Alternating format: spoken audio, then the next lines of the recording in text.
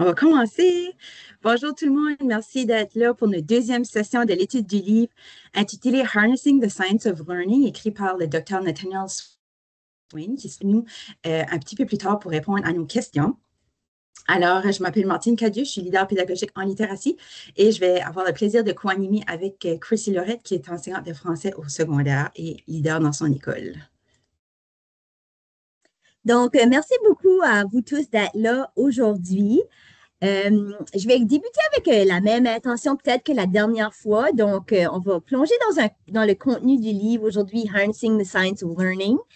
C'est possible que les éléments abordés viennent confirmer certaines de vos convictions ou croyances. Ça se peut aussi que ça vienne déstabiliser certaines de vos perceptions ou croyances. Puis, on vous invite tout simplement à accepter puis observer ces réactions-là. C'est normal. Je pense que nous aussi, on a vécu ça. Moi, je peux dire que parmi les 4 mythes, il y en a beaucoup que pas si longtemps, c'était dans mes croyances. Donc, on est toujours en transformation puis en posture d'ouverture par rapport aux nouvelles informations. Alors, on va tenter de mettre en application qu'est-ce qu'on a appris. On a vu que c'était important de faire des exercices de récupération pour ne pas oublier, parce que si on ne fait pas ces exercices, on oublie très rapidement. Alors, la dernière fois, on avait vu le modèle de traitement de l'information. Et puis, on avait vu aussi qu'il y avait 2 filtres importants. 2 choses qui peuvent soit empêcher ou réduire les apprentissages. Fait que je vous invite à les écrire dans la boîte de clavardage.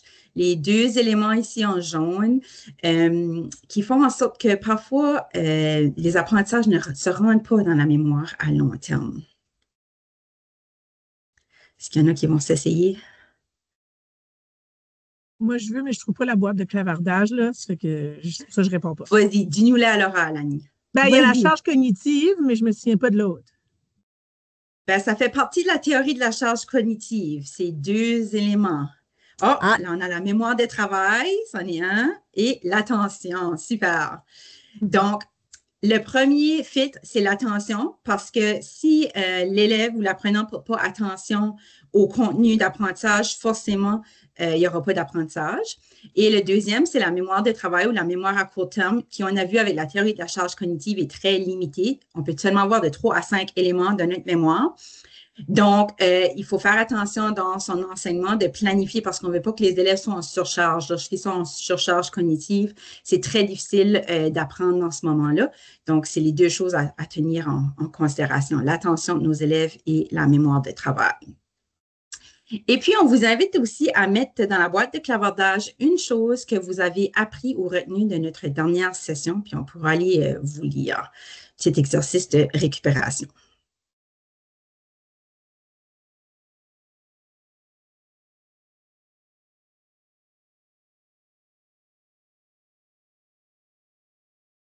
Ben, peut-être qu'on continue, on comprend que vous avez peut-être réfléchi individuellement. Donc, j'aimerais aussi peut-être faire un rappel que notre objectif aujourd'hui, c'est vraiment, on dit qu'on avait beaucoup aimé les vidéos qui avaient été présentées dans la dernière fois. Super. Donc, dans le monde de l'éducation, on a non seulement beaucoup de chapeaux, mais plusieurs objectifs à, à, à tenir compte et à intégrer dans nos pratiques. Aujourd'hui, on va vraiment se concentrer sur l'apprentissage. Donc, qu'est-ce que c'est apprendre, puis comment on réussit à avoir des apprentissages de qualité. Mais c'est pas parce qu'on néglige les autres éléments. En fait, ils sont tous interreliés, comme illustré dans cette toile. Alors, un petit rappel, point de départ, que l'apprentissage consiste à transférer l'information de l'environnement à la mémoire à long terme. Comme on a vu, il y a des filtres, il faut en tenir compte, bien, il y a des stratégies pour s'assurer d'une bonne rétention dans la mémoire à long terme. La science de l'apprentissage versus les courants populaires. Donc, malheureusement, les principes de la science de l'apprentissage, certaines qui sont nouvelles, certains moins, sont souvent absents de nos pratiques en salle de classe, des écoles, des programmes de formation, des personnes enseignantes et des programmes d'études. Et puis ça, c'est vraiment à l'échelle mondiale. Donc, le chapitre 5 va nous permettre de démêler les principes provenant de la recherche et des pratiques et les courants pédagogiques actuels. Alors, on va voir les 4 conceptions erronées qui proviennent du chapitre 5. On va surtout se concentrer sur le chapitre 5 aujourd'hui, vu qu'on a juste 45 minutes, parce que le chapitre 6, c'était la science de la lecture, puis on aurait pu faire toute une autre session juste là-dessus, et ensuite les maths, mais je vous encourage à aller les lire parce que c'est super intéressant. Donc, les 4 conceptions erronées qu'on va aborder sont apprendre, on apprend mieux dans un environnement stimulant, soyons des guides, n'intervenons pas dans les apprentissages, les connaissances ne préparent pas pour le 21e siècle et chaque enfant apprend différemment, donc on doit enseigner en groupe différencié. Allons voir tout de suite la première conception erronée que souvent les enseignants pensent que si on remplit la salle de classe de matériel, d'activités qui sont stimulantes, motivantes, que les élèves vont absorber les connaissances, les compétences. Hein, que ça se fait comme naturellement ou par osmose. Alors, ce qu'on apprend dans le livre de Swain, c'est que l'environnement n'est pas égal à l'enseignement ou l'apprentissage parce ça ignore principalement l'évolution psychologique et la distinction entre les connaissances biologiques primaires et secondaires. Donc, quand on parle des connaissances biologiques primaires, c'est des choses qu'on apprend de façon innée ou de façon implicite qui se développent en début de vie, comme par exemple apprendre à parler, reconnaître des visages, se repérer dans son environnement. Et les connaissances biologiques secondaires, c'est des connaissances qui s'acquièrent dans un contexte explicite d'apprentissage, tel qu'apprendre à lire, à écrire, à compter et ainsi de suite. Pour vous donner un exemple, la communication orale existe depuis 150 à 200 000 ans. Donc, notre cerveau a évolué pour qu'on soit capable de simplement l'apprendre de façon implicite. On est immersé dans une langue maternelle et on l'apprend sans que nos parents aient besoin de nous l'enseigner de façon explicite. Alors que le code écrit existe seulement depuis 3 000 à 5 000 ans. Donc, c'est une invention beaucoup plus récente et notre cerveau n'a pas encore évolué pour être capable de l'apprendre de façon implicite. C'est une connaissance biologique secondaire qu'on doit apprendre de façon explicite. Et puis, dans le livre de Swain, il dit que la lecture globale ou la littératie équilibrée, c'est un des exemples flagrants de cette conception erronée ici, où est-ce que pendant longtemps, on pensait qu'on pouvait apprendre les mots globalement, un peu comme une photo, un peu comme on peut reconnaître des visages, alors qu'on sait maintenant avec les neurosciences qu'on n'apprend pas des mots globalement, mais vraiment en décodant les sons. La même chose, par exemple, pour la littératie équilibrée, où est-ce qu'on voulait avoir beaucoup de livres, on veut immerser l'élève dans un environnement très riche en littérature. C'est sûr qu'avoir des livres puis essayer de transmettre notre amour de la lecture, ça peut aider, mais ça ne va pas remplacer l'enseignement explicite du code à l'élève.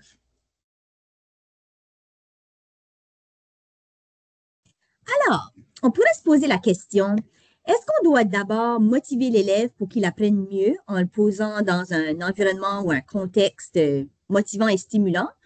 Ou s'il apprend mieux, est-ce qu'il serait plus motivé? Donc, la poule ou l'œuf?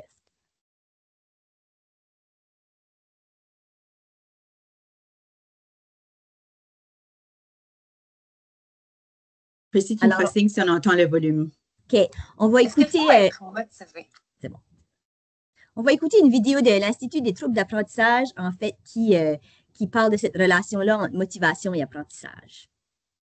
Il faut être motivé pour réussir ou réussir pour être motivé. Combien de fois, comme enseignant, on s'est déjà dit, il faut que C'est beau. Jacob vive des réussites. Ça va le garder motivé. À l'inverse, combien de fois on s'est dit, oh, si Jacob demeure démotivé ou moins engagé dans le cours, ça va affecter sa réussite. Alors, qu'est-ce qui vient d'abord?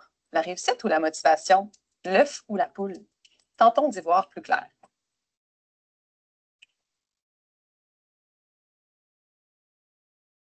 Premièrement, on sait que vivre des réussites, c'est un prérequis de la motivation. Ben oui, car ça construit le fameux sentiment de compétence. L'élève doit croire qu'il peut réussir pour être motivé et cette croyance se base sur ses réussites passées. Donc, oui, il faut faire vivre des réussites à tous nos élèves pour les motiver, notamment aux élèves qui ont des difficultés. Mais deuxièmement, l'inverse est aussi vrai. Quand vous donnez des rétroactions positives à vos élèves, vous activez dans leur cerveau une zone responsable de la libération de la Vous vous en doutez bien, cette augmentation de dopamine provoque un sentiment de satisfaction et de plaisir chez vos élèves. Ils sont donc motivés. On indique au cerveau qu'il devrait répéter le comportement à l'origine de ce sentiment de plaisir, soit l'effort à la tâche. Donc oui, lorsqu'on est motivé, on s'investit davantage dans la tâche, on fait davantage d'efforts, on persévère plus et on a tendance à utiliser au maximum nos stratégies. On va donc davantage réussir. Finalement, il n'y a pas de réponse claire parce que la réussite permet de motiver les élèves. Cette motivation-là les pousse à faire des efforts qui les amènent à réussir et donc devenir plus motivés, faire plus d'efforts. C'est un cercle sans fin.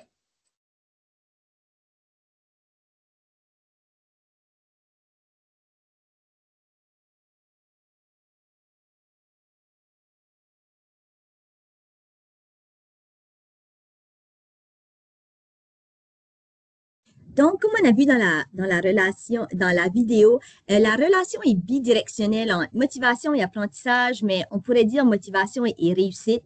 On a dit apprentissage parce qu'on pensait à comme un apprentissage de bonne qualité qui amène à la réussite. Donc, les deux sont vraiment interreliés. Alors, petit quiz pour aller faire une récupération de votre mémoire. On vous invite à nous montrer avec vos pouces ou à écrire dans le clavardage vrai ou faux.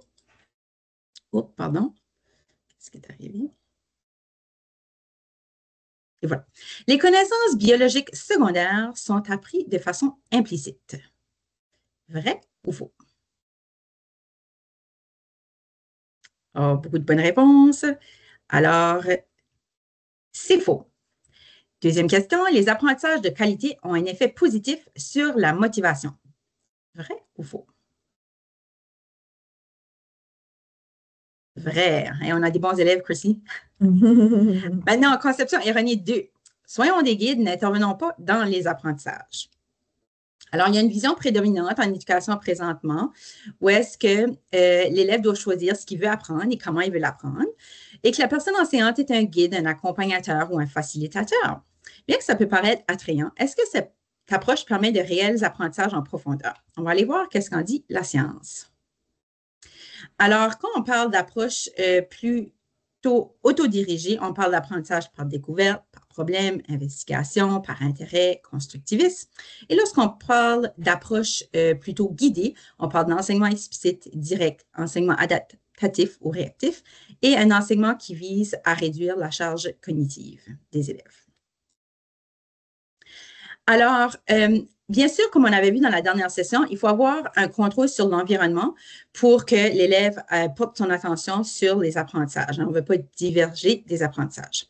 Et l'enseignement explicite n'a pas besoin d'être froid, inauthentique, mais peut et devrait être interactif, engageant et actif. On va aller voir une petite vidéo. Je vais vous dire tout de suite, je vous invite à regarder cette vidéo avec un esprit ouvert et d'aller observer au-delà des uniformes et du fait que les élèves sont assis en rangée. C'est sûr que cette vidéo, ce type d'enseignement, peut peut-être être un peu surprenant parce que ce n'est pas nécessairement ce qu'on voit présentement dans nos salles de classe. Et je vous invite à particulièrement observer comment l'enseignant fait pour amener la participation et l'engagement de tous les élèves. Et je vous invite à écrire dans la boîte de clavardage ce que vous observez que l'enseignant fait concrètement.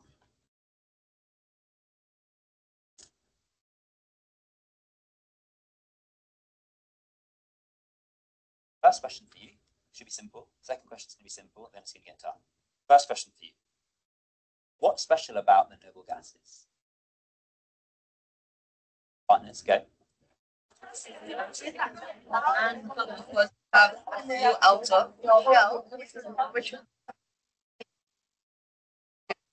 Lots of good knowledge here. 3, 2, 1, and hands up. Okay, I'm sport for choice. Let's go to Maya. Start us off. First, the colorless. They have They're odorless, which means you can't smell stuff. You can't smell them. Good. And I don't remember. Okay, this is the important one I want us all to remember. Merit for Maya. What's the third and final one? Saeed. Reactive, sir. Good. They're unreactive. I see you say unreactive. Unreactive. Merit for Saeed. What's another word for unreactive? You want to sound super fancy. Abdul. Stable, sir. They are stable, but there's another word for it. Theo? Inert. Inert. I see you say inert. Inert. In your posh, inert. Nice. Okay. So they are inert, which means they are unreactive. Why are they unreactive? Just the noble gases. The noble gases are all the way over here on my periodic table. Why are they unreactive? Tell your partners, go. The noble gases are unreactive. 3, 2, 1, hands up. I'm hearing some magical answers. Let's hear them. Heba. The noble gases are unreactive because they have full outer shells, sir. Perfect. Merit for you, Heba. They have full outer shells. Let's have a look at this diagram again that we drew a few lessons ago. Helium only has 2 electrons, but it's only got 1 shell, so it is full. 2,8, full outer shell. 2,8,8 for argon, full outer shell. That's what makes them unreactive. That's what makes them, what's that special posh word we're going to use for unreactive? 3, 1, 2, 3. Inert. Nice. Okay. Second question. Why are atoms neutral overall? Why are they neutral? Make sure you use the word positive and negative in your answer. Go.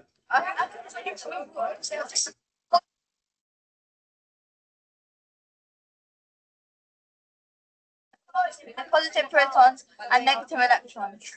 3, 2, 1, hands up. Let's hear from Atoms are neutral because they have a positive protons and positive neutrons, sir. Got it modelled up there. Try again. They have a positive and positive neutrons.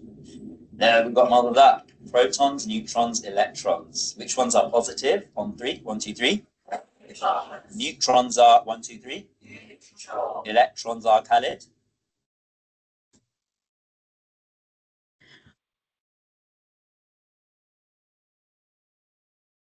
On va s'arrêter là. Puis, j'ai vu dans la boîte de clavardage que vous avez, dans quelques minutes, observé beaucoup de choses, comme par exemple, qui fait des liens avec les connaissances antérieures. Il y a des routines et des normes d'engagement. Donc, vous avez vu quand il dit, on partage avec les pairs qu'il n'y a pas une seconde de perdu. Les élèves, ils savent qu'est-ce qu'on s'attend de eux. Beaucoup de rétroaction, d'encouragement. Il permet un temps de réflexion et de validation.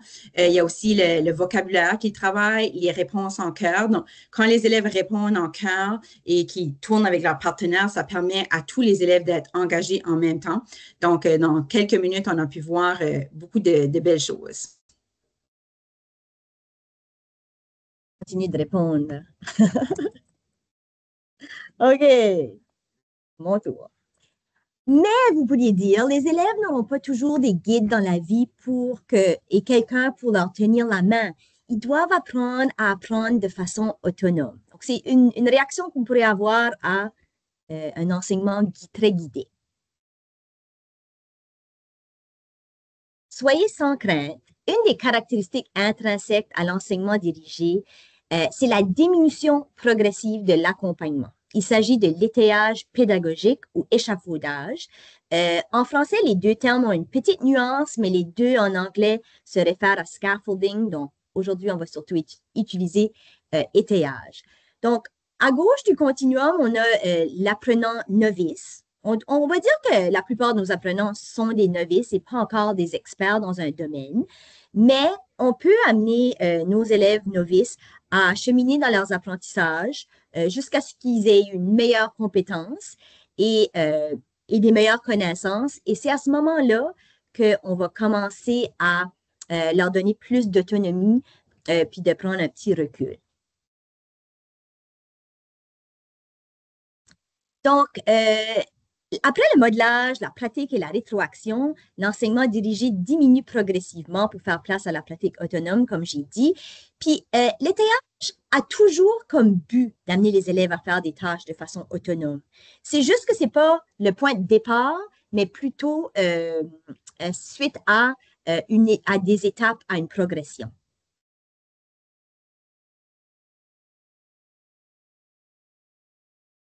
Martine, est-ce que tu partages ton son? Oui, hein?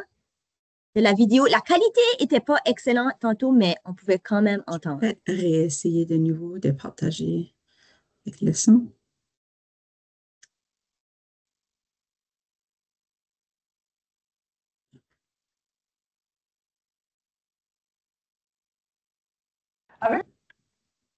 Désolée pour l'annonce.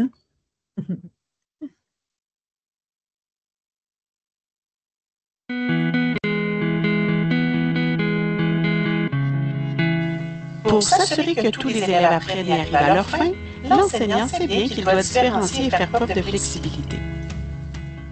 Mais que veut-on vraiment dire par personnaliser ou soutenir l'apprentissage de tous?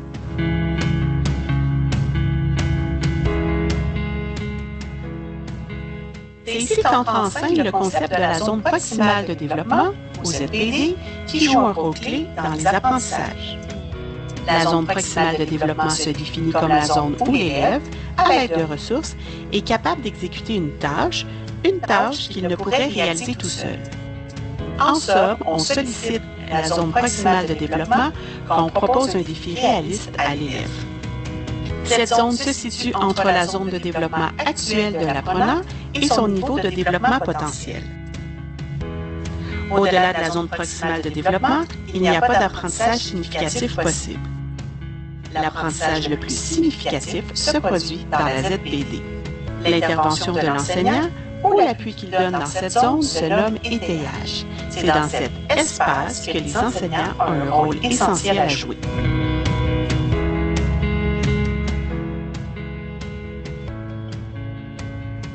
Il doit susciter l'intérêt de l'apprenant pour l'apprentissage à réaliser.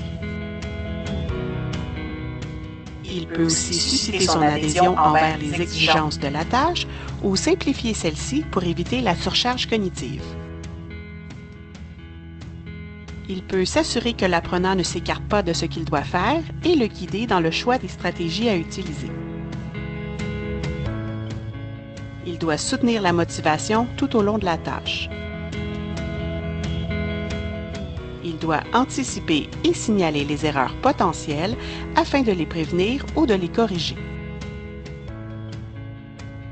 Il peut aider à repérer ses difficultés et faire en sorte que les erreurs ne se transforment pas en sentiment d'échec. L'enseignant cherche ainsi à réduire l'écart entre le connu et l'inconnu pour l'apprenant. Au départ, l'enseignant offre un soutien plus important puisque l'apprenant ne possède pas les connaissances ou les stratégies nécessaires pour exécuter la tâche. Au fur et à mesure que l'élève développe les connaissances et les habiletés liées à l'apprentissage en cours et qu'il montre sa capacité à les réutiliser, l'enseignant pourra réduire le soutien offert jusqu'à ce que l'apprenant soit pleinement autonome. L'enseignant a donc transféré progressivement à l'apprenant la responsabilité de son apprentissage. Donc, pour favoriser la réussite de tous, l'enseignant doit identifier la ZPD de l'élève, c'est-à-dire arriver à faire la distinction entre les tâches nouvelles qu'il donne et celles que l'apprenant a déjà apprivoisées s'il souhaite qu'il y ait un apprentissage. Ensuite, il doit guider ses apprenants en répondant à leurs questions et en leur fournissant les informations nécessaires. L'enseignant peut aussi modeler ou, par exemple, restreindre la complexité d'une tâche en mathématiques. L'enseignant pourrait choisir aussi un texte à lire qui est adapté au niveau de l'élève, même si ce niveau ne correspond pas aux attentes du cours dans lequel l'élève est inscrit.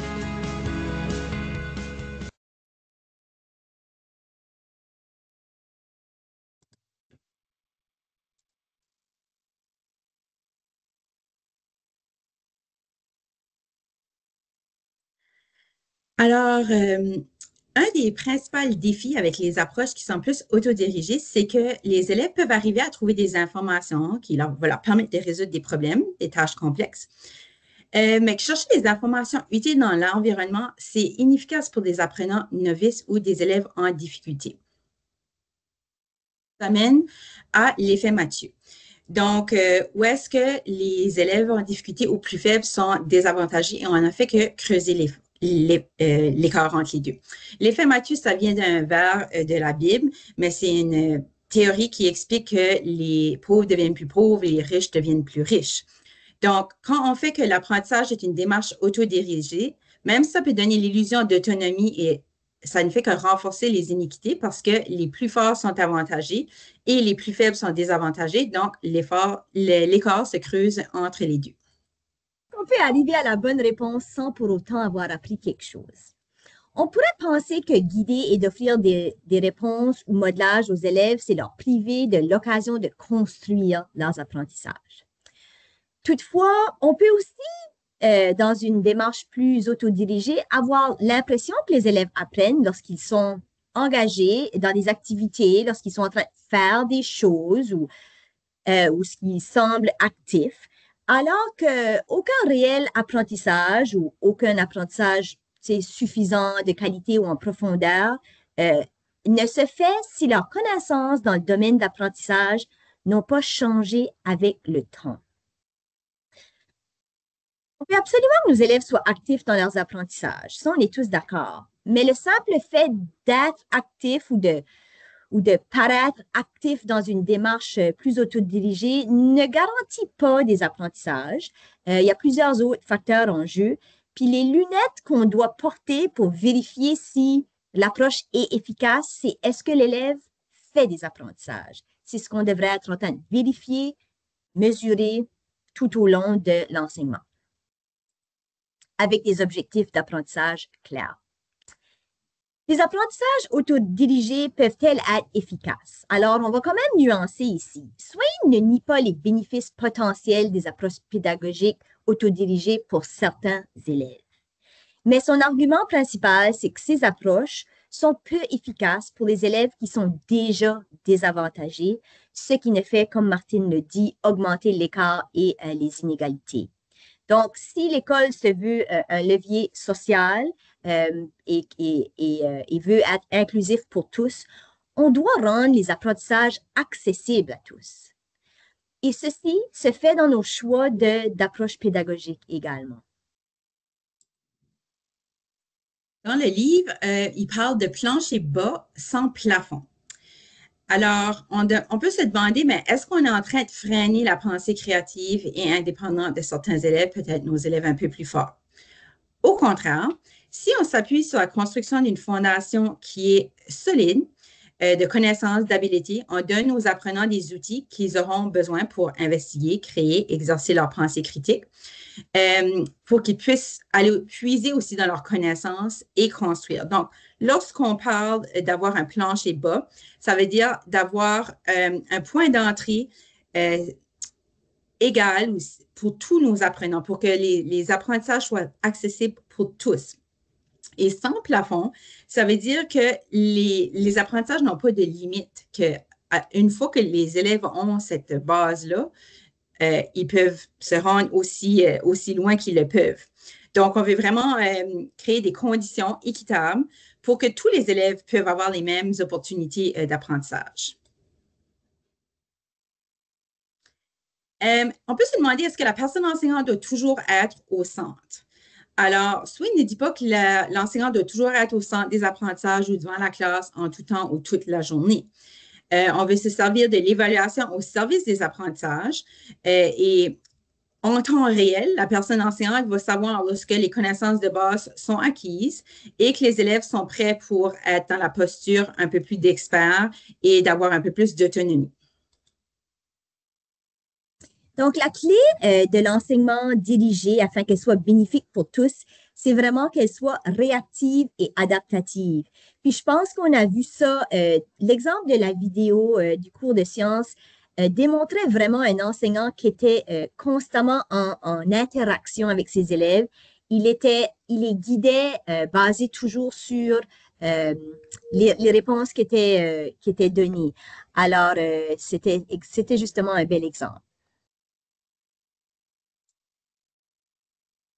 Alors, petit quiz pour cette section des conceptions erronées. Avec vos pouces dans la boîte de clavardage, vrai ou faux, l'enseignement dirigé permet de réduire les écarts.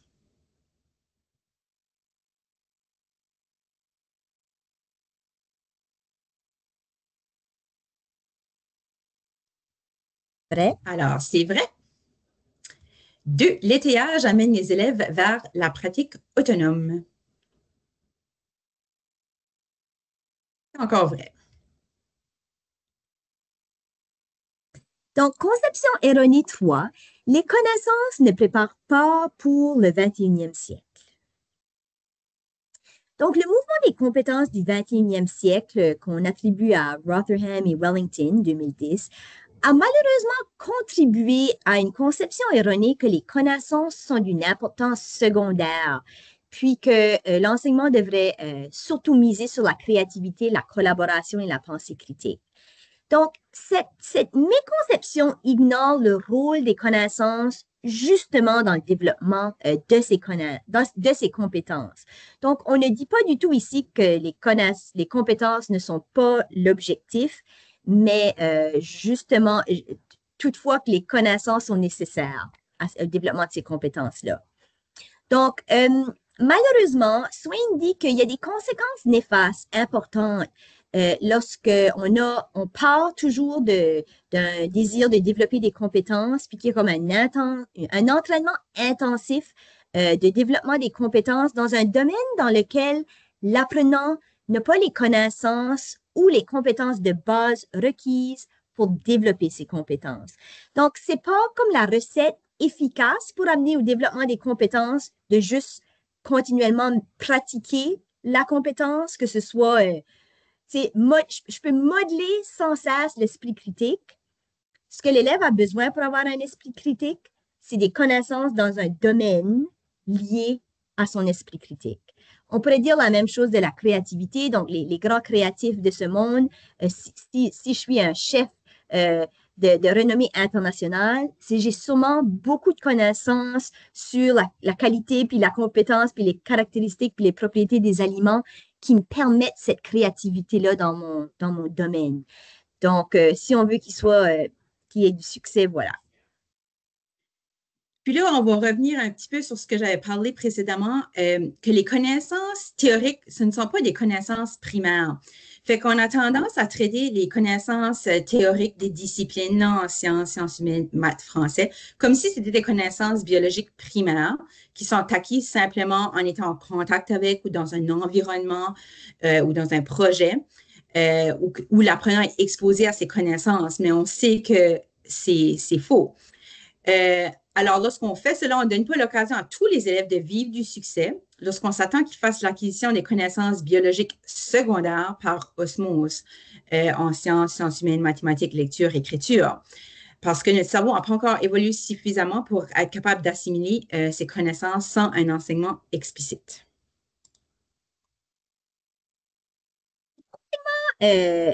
Explicite ou dirigé, là, ce qu'elle permet, c'est un contrôle de l'enseignant de la régulation des informations transmises. Donc, la semaine dernière, on a parlé de la surcharge cognitive. Mais lorsque c'est l'enseignant qui dirige, puis qui dirige, il peut s'assurer qu'on évite les surcharges cognitives en découpant le contenu en petites bouchées, puis en jugeant du rythme et de la quantité nécessaire.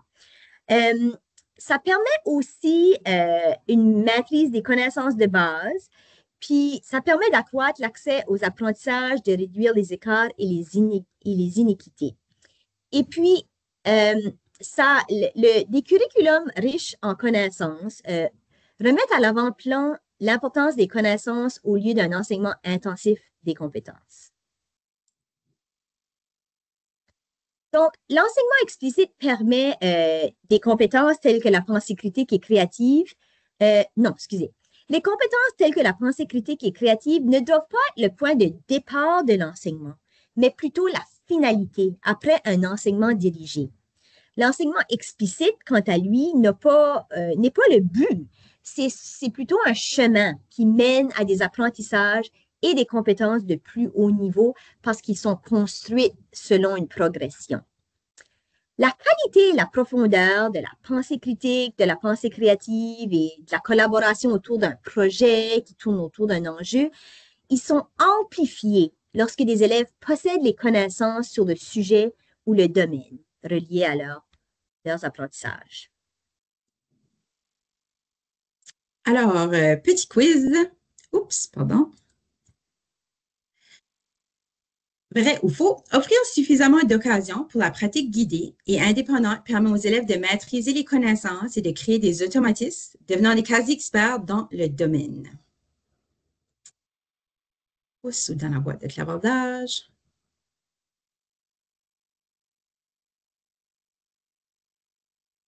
Vrai. Et bien que nous souhaiterons pouvoir sous-traiter notre mémoire à long terme aux livres, à l'Internet ou à l'IA, ces tentatives ne peuvent remplacer le schéma de neurones dans le cerveau d'un expert. Oui, c'est vrai.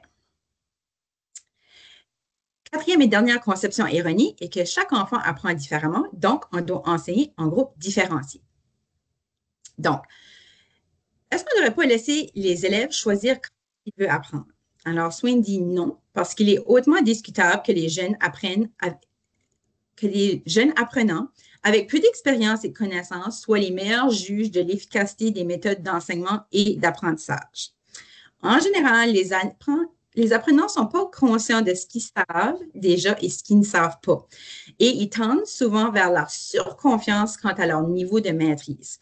Les recherches démontrent que les élèves choisissent fréquemment des stratégies d'apprentissage qui sont peu efficaces lorsqu'ils étudient. Par exemple, surligner, relire ses notes, attendre à la dernière minute pour réviser, au lieu de stratégies qui sont plus efficaces, comme résumer, faire des schématisations, faire de la récupération, des auto-évaluations, etc.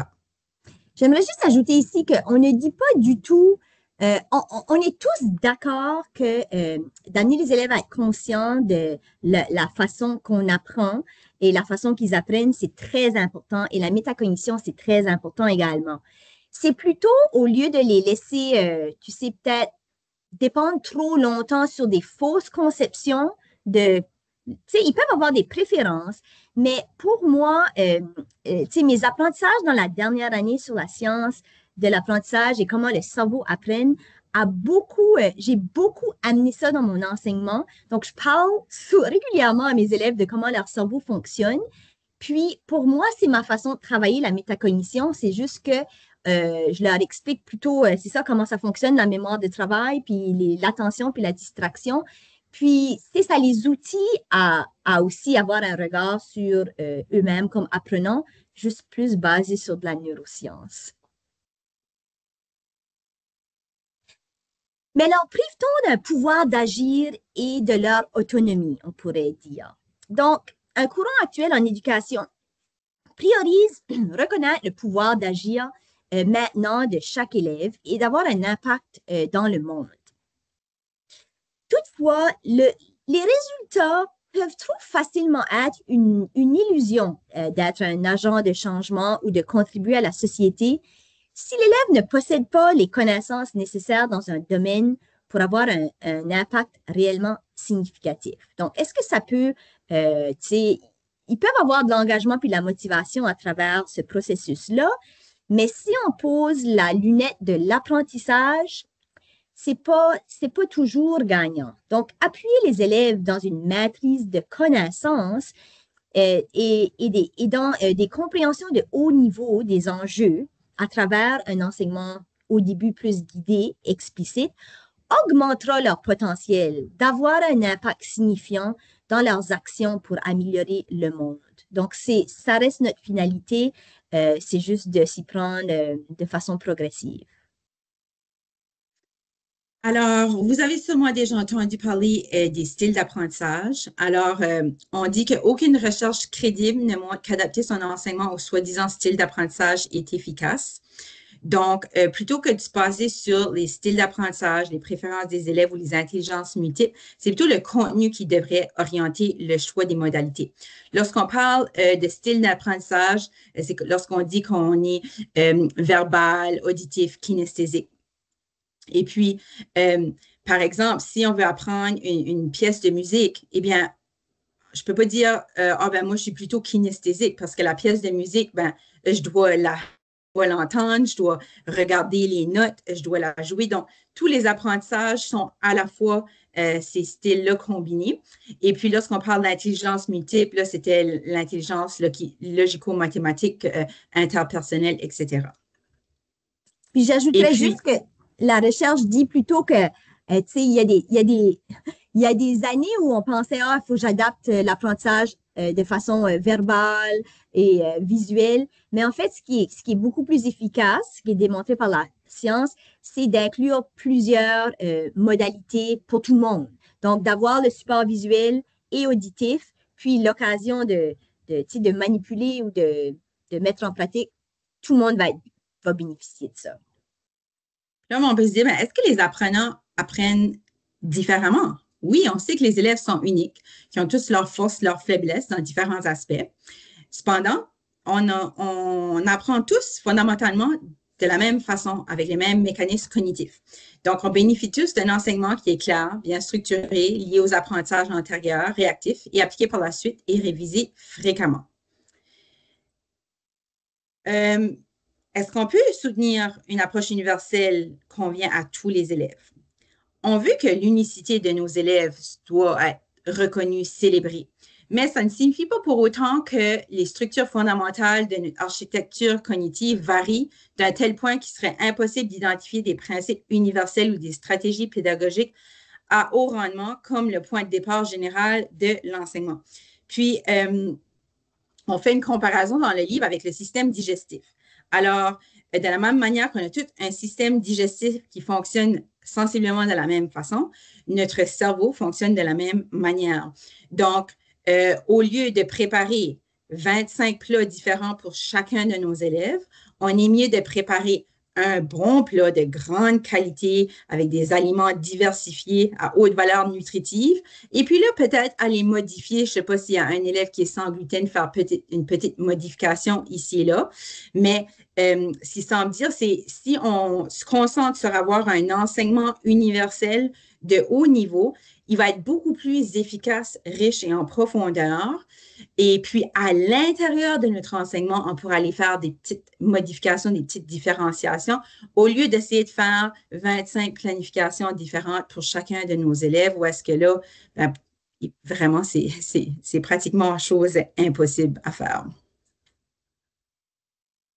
Donc, quand les petits groupes devraient-ils avoir lieu? Donc, Swain dit que la différenciation devrait principalement se faire par des niveaux de soutien variés selon les besoins des élèves, offerts aux individus au sein du grand groupe au moment où ils en ont besoin et en temps réel. Donc, c'est vraiment là qu'on va différencier au niveau du soutien puis de l'appui.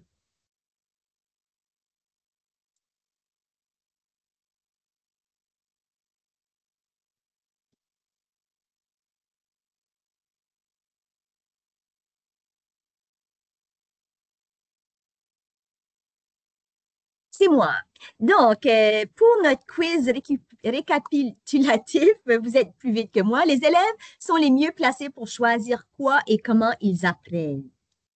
Donc, non, pas toujours.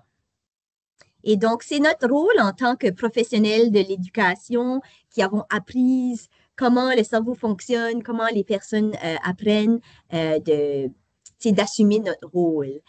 L'enseignement en petits groupes est efficace pour appuyer tous les élèves.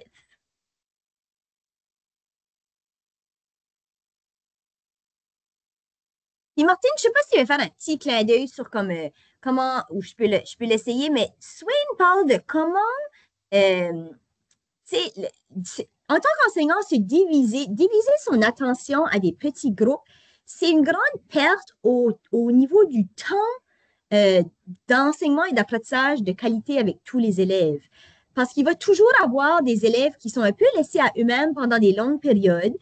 Puis, on n'est pas nécessairement là pour leur donner cette rétroaction efficace, pour s'assurer qu'ils sont sur le bon chemin, qu'ils sont à la tâche, qu'ils ne sont pas distraits par autre chose. Donc, comme on a vu dans la vidéo, en grand groupe, on peut peut-être davantage maximiser et contrôler plusieurs facteurs qui vont s'assurer qu'on est en train de faire des apprentissages soutenus.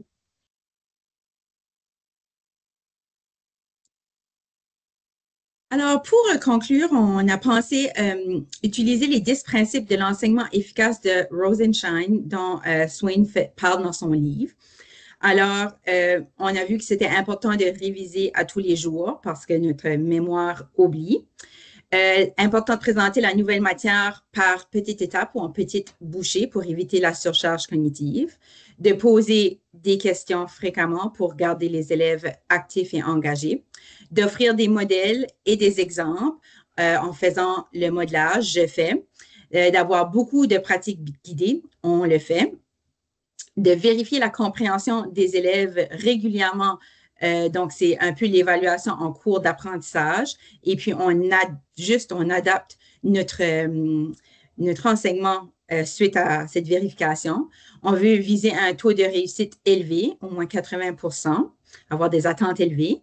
On veut fournir un étayage et du soutien nécessaire pour arriver à la pratique autonome. Tu fais.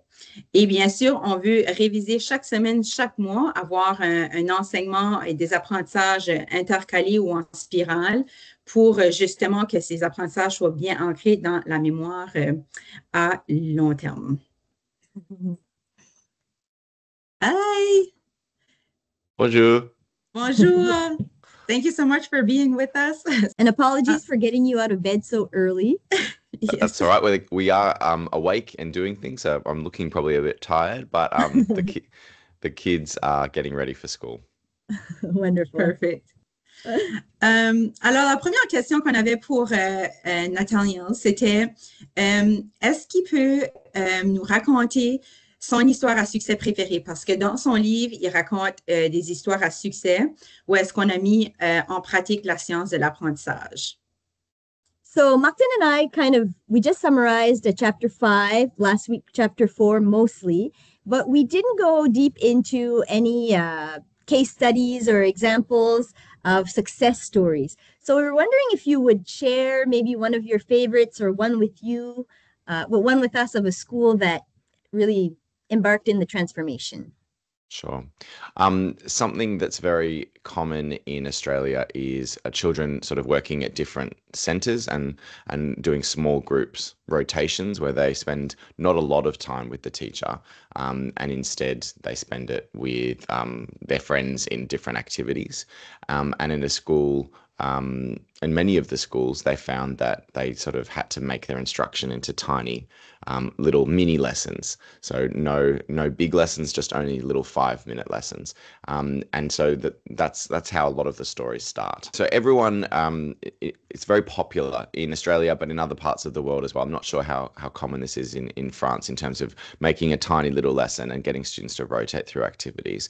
But essentially, when teachers sort of have to always work in that small group format, they find they don't have as much time to work with their students. So many of the schools in the story, in the book, for example, one called Brandon Park Primary School, which is a school that I used to work in Melbourne, they essentially moved to a different model where they looked at a text together and they unpacked and analysed the language in the book. So it might be a picture book, it might be a non-fiction topic, it might be a novel, so a short children's book. But essentially spend much more time teaching the language, teaching the vocabulary, and unpacking what that book is about. And through that process, the students practice their writing and their reading skills. So rather than assuming that those little tiny groups will give them the practice that they need, the teacher actually works at that whole group level and then can see what the students are learning using things like mini whiteboards, which I'm not sure how that translates, but the little tiny whiteboards, those ones, and then things like cold calls and partner work with pair shares. Because the reason why people do so much small group is that because they think that students won't learn as much when they're just in when they're in the whole class setting. They need to be in a small group to benefit. But that's really a myth of the current age that we're in, that small group is somehow always better. We can actually teach really well for the first part in that whole group and then break off into small groups afterwards if students need that extra support. And I think that's flipping it on its head. And as a result, those schools actually have a lot more time and they have a lot more opportunities to ensure their students are learning rather than hoping that they're learning. I might have a follow-up question. Do you have a guideline on how much guided in front of the class during I don't know, an hour of teaching or a day or a week? Like, do you break it up or do you have any guidelines? So the main the success that other schools have had and that they sort of follow through has been they will have a lesson, and the first part of the lesson will be all together. They'll activate the students' prior knowledge. They'll teach them the new goal of the lesson, and then they'll take them through the I do sort of modeled part, and then we do is the guided part, and then the independent practice. And it really, those ratio or how long you spend on each one of those sections, it just depends on how the lesson unfolds. If you're ending up with a task that's quite, advanced and the students are ready to do that task by themselves, they might say they're doing a long writing piece. You might find they do spend a bit of time in independent practice, but that you've actually built them up to that. The narrative of the lesson has been, here's what we're learning today, here's some things to think about, let's do some practice together. That's the we do guided part. And then we'll go off and off you go. And the teacher still wanders and works and catches up with small groups in that time as well. So I think it does depend on the lesson. But I was speaking to a school yesterday that I'm working with, and it's really about probably doing 2/3 of the explicit part of the lesson of the I do and we do, and 1/3 independent. Whereas in most schools, it's the opposite. They'll do 1/3 or maybe even a fifth, which is the teacher talking, and the rest is go and do your task by yourself. And as a result, you can't always give a lot of live feedback because then you're wandering around seeing 1 or 2 students at a time, and you might end up repeating yourself 3, 4, or 5 times with the same issue. So that's the really big takeaway, I think, with the ratio there. Or taking all that work home, working hard to give feedback just so you give it back the next day, rather than having it directly embedded in your You could be doing it right then and there, rather than, and this model means you don't take a lot of marking home. Like you might take some final products, or you might take some end pieces, but you don't look at drafts except for in the class itself. And often if you really look critically, do the students read the feedback when you diligently mark it at home? Maybe not. Or maybe by the time you get it back to them 2 weeks later or 1 week later, they've forgotten what that was. And so it doesn't have the same effect. Yeah. Exactly. Can you explain how we can differentiate within the whole class instruction if the whole class instruction takes so much of that time so that we can... Yeah. Really common question in English-speaking countries as well, because everyone is wanting to get the mix right. How do I be efficient and with the group, but then how do I ensure that I'm meeting those different needs? So differentiating. The big thing to remember is that you can differentiate in the moment, so in the middle of your instruction, just in the way that you provide different supports. So although the whole class is working, you could have those students that you need to give more support to close to the front or right near you. And so you can get to them more often, and you can speak and prompt and provide little guidelines and hints, or give them a scaffold, like a sheet that helps them to refer, might be time multiplication tables or times tables. It could be some spelling words that they need in order to do the writing task that you're doing, whatever it might be. And then you've got, that's 2/3 of the lesson. Then the last third of the lesson, other people might be doing independent practice, but you might actually just spend that time with those students that you're needing to support better and lift up. On the other end of the scale, so for students that you're wanting to extend, I'm not sure how that translates, whether you say extension or something like that in French, but challenging them a bit more because they're doing really well already, you can embed those challenges throughout the lesson, and they can have a different task at the end of the lesson as well. So they could have something much more challenging, or have a task that everyone does, and then an opportunity to challenge at the end, whether that's through studying language or studying mathematics. There's lots of ways you can keep challenging your students, and it doesn't have to be you're doing a different lesson. It could be everyone's doing the core lesson, but there's challenge built in within there as well. We have a question in the chat box. Annie would like to know if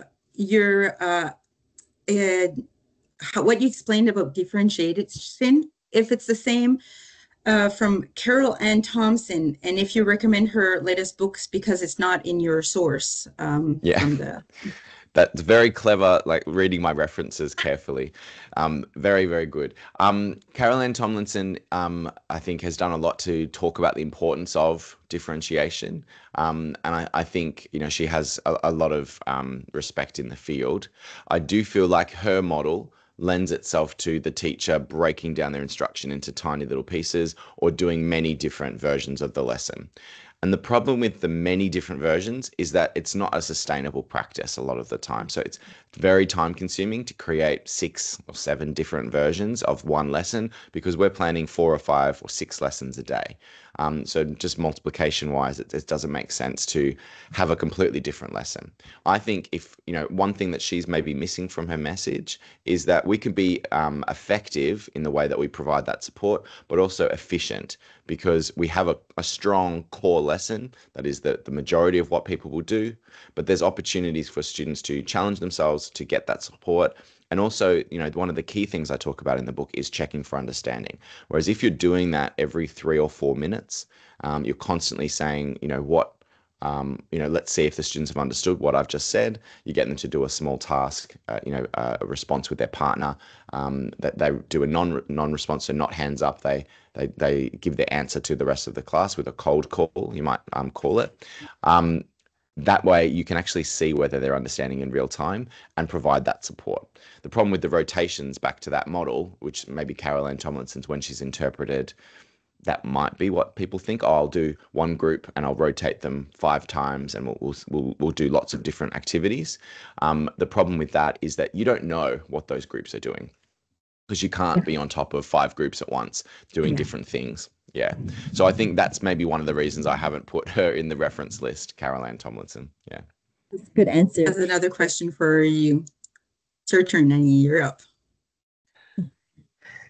My second question, because I was the one asking about Caroline Thompson. Thank you. When you taught, the mini whiteboards. So I use them, let's say, let's write down this sound. And they write it and they put up their board. I noticed that some don't have it, so I correct it. But what do you do when you notice that 3 kids just don't have it? But do you write down their names on the board? How do you not forget, these 3, they just don't get it? You don't want to write their name. You don't want to mention them. How do you remember who didn't get it? I have another question. Cold calls, because I know that you can pair sharing, which builds their confidence, I imagine. And then they might be ready for the cold call. But are you, Dr. Swain, able to create a climate where everyone wants to answer? Because I've had kids that I will ask them, and just in grade 1, they don't want to answer. What do you do with that? Yeah. So the first question, I'll answer first. So with the, now I've lost it. What was that one about? It was when you notice with the whiteboards, when you notice that the same kids don't get it. How do you remember? Yeah. So so Doug Lemov is another a theorist or educator in this space who talks about practices that are really complementary to some of the things. So I mentioned him a few times in the book. So in Teach Like a Champion, he talks about having just the class list on a piece of paper that you might have at the front of the room and all the students' names. And you might just have a really simple system where you put a dot next to that student's name if you know that for this lesson you're going to have to catch up with them. So keeping it really simple is key if you're having trouble remembering. I often find I might have them, close to me at the front anyway, the students who are more likely to have difficulty, or I just leave some mental notes and be like, okay, I've got 1, 2, and 3 who I know don't have these sounds. We'll come back and do another 5 minutes when the other students are off doing their writing. So we're doing some more sounds while the other students do something. So I think whatever system you use, if you even write just a small dot next to their name, or if you mentally hold their names in your mind, depends on how you like to roll, or how you like to do things. But I think either way you can, do that extra catch up, and provide that extra response. If you're seeing more than 3 or 4 though, just do it as a whole group, just then and there. Let's just do this again, everyone. So the cold call, if you get 2 incorrect responses in a row, it's a bit of a rule of thumb. So 2, if it's a real cold call where there's not hands up, it's random from the paddle pop sticks, or the wooden sort of sticks that you choose their names from. If you get 2 incorrect responses, go back and reteach is the sort of the rule of thumb, because then you know there's probably more than half that are having trouble if a random sample is saying that you've got 2 incorrect responses. To go to your question though, Annie, about the cold calls though, so there's a whole routine that you can introduce, and I rely on the one that they talk about in the Explicit Direct Instruction, which is a book from the US by Hollingsworth and Ybarra. So I'll write that into the chat in case people need to see it written down. And Hollingsworth. And they talk about the importance of the I'll come back to you routine. So a student gets called upon and they say, I don't want to answer, or I don't know. You'll say, that's all right, I'll come back to you. So then you hear 2 more responses. So another cold call and then another cold call. And then you come back to that student and you could say a few different things, but usually I say something like, which answer do you want to say now? Or which answer did you like from what you heard? Or, based on this one, do you think it's A or do you think it's B? So you can break it down to just a yes or a no, or an A or a B. So that way they're still saying something. So it's not a complete opt-out. Because if they have an opt-out, even, grade 1 students, if they're saying, no, I'm not going to answer, they'll do that every time. And so every time you call upon them, it'll end the sort of routine, which is, it makes a culture in your class where it's difficult to get those non-responses. When it's working well and you've done the pre-work, you've got them doing stuff on whiteboards or with their partners like we've talked about, and then you've got the I'll come back to you routine, 99% of students, so nearly every student will just, eventually just have a go. Be like, say what your partner said or say what you've got on your whiteboard. It's not a big deal. We just want to be in the culture of doing lots of responses. Yeah. Does that help, Annie? Yeah. I've got a little flow. Thank you. That's a pleasure. I've got a little flow chart that I should be able to share in here called the I'll come back to you sort of routine, and it shows you step by step. It's in English, but it may help because it's something that people ask about all the time. And I think it's nice to just have a step by step that you can rely upon to follow up on these things. So I'll put that into the chat now. I have another question. In the misconception 2, we talked about fully guided instruction versus minimally guided. And we talked about that today in our session. And my question is, is there places in the school day for a minimally guided approach, or should we teach all day explicitly? Great question. And here's that link from before. I'll just paste that in before I forget. And here it comes. So minimally guided instruction definitely does have a place. I think I really like the ratio or the distinction that Tom Sherrington talks about. So he talks about mode A and mode B teaching. Mode A is your explicit and guided sort of structured approach, and mode B is your more open-ended, exploratory, investigating, students going and doing projects or doing experiments or role plays or whatever it might be. And he says about 80% of the time, so 4 times out of 5, it would be mode A. Then usually 1 time out of 5 or 20% of the time, it would be mode B. And I think that ratio works out for most things, because if you're teaching things that the students don't really need to be taught explicitly, then your curriculum might not be challenging enough. And if you don't ever get to mode B teaching, you might just be trying to master all of the foundations, but not ever really trying to apply them. Because the point of teaching, reading, writing, and mathematics is so that students can use those skills and use them for lots of creative and critical things, not just using them for basic sort of tasks. So we want students to be doing that work, but sometimes we've flipped it the other way, and we've done, most of the time we're doing minimally guided, and then sometimes we're doing fully guided, and it's sort of like as a catch up because they didn't get it by themselves, now I need to go back and reteach. When actually if you teach well to begin with, one of the messages in the book is that you can level the playing field, so you can make it so that everyone benefits from that mode B inquiry or exploration or project based work. We have one other question, but would you type the name of the author in the chat that talks about this mode A and B, or repeat it? Well, yeah, Tom Sherrington. Thomas Sherrington. Yeah, So he's a UK author.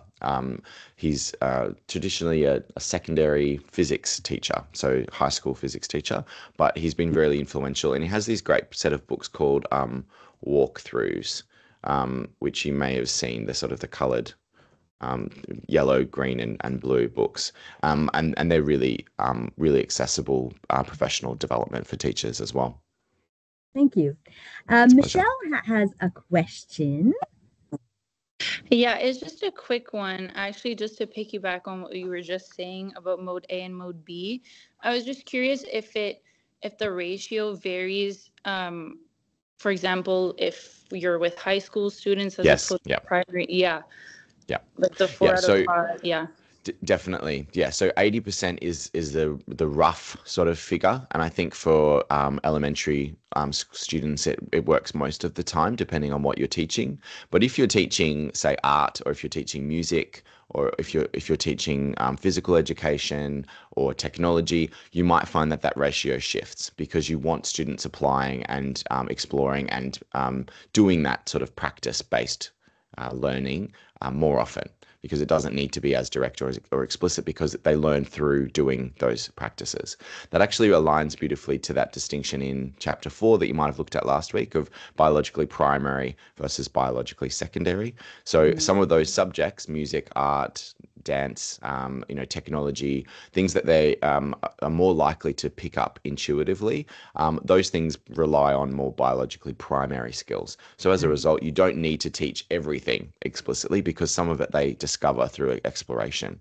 But when you're teaching your traditional subjects, or teaching things that have a lot of content knowledge from science, humanities, obviously reading, writing, mathematics, and other sort of academic subjects, the ratio is probably going to be about right. But as you hinted at there, Michelle, when students go to high school, you might find that ratio changes again, because the content lends itself more to students applying or going further. But I think most high school students probably assume that it's going to be 90% mode B and 10% mode A, but they could actually solve a lot of their problems by just changing that ratio slightly and getting more explicit guided practice in there before they get them to apply.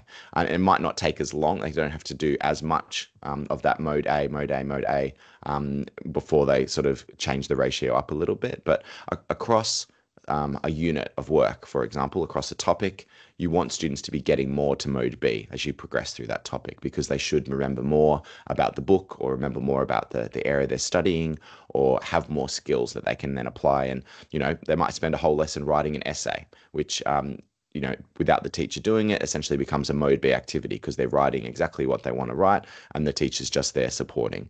So, and that's the end of a unit. That's your final sort of composition. And if you've done your job well, then mode A leads beautifully into mode B teaching.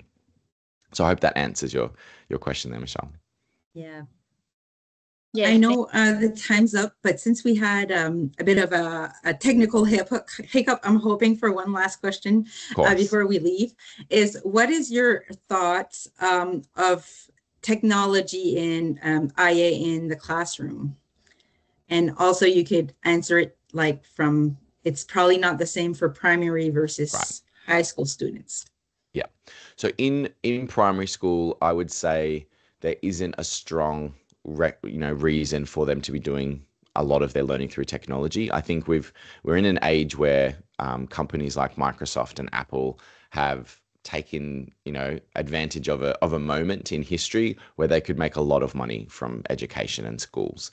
I don't think a lot of that investment from governments and from schools or from parents has necessarily transformed education the way that people thought it would, mainly because in primary school especially, students are still learning skills that are really quite foundational, and that don't require them to have access to the internet all the time, or don't require very fancy software, because there's no, if you don't have that content knowledge about the different disciplines that you're researching, and you haven't done enough mode A teaching, having access to research and create your own project on PowerPoint or on Canva or something like that doesn't necessarily enhance your learning because you might not know very much about that area. I think we've thought that giving them access to the technology will magically make it so that they learn all this new content.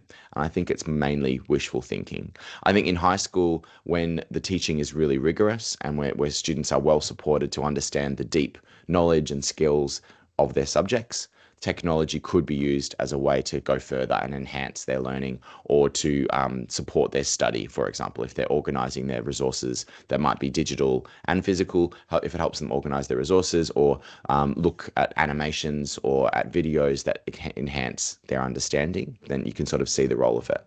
In primary school, I would still be using videos and things to show new content if it's something that's hard to see on a picture, on a text. But if the video doesn't add anything, it becomes extraneous load. And you're always trying to reduce extraneous load.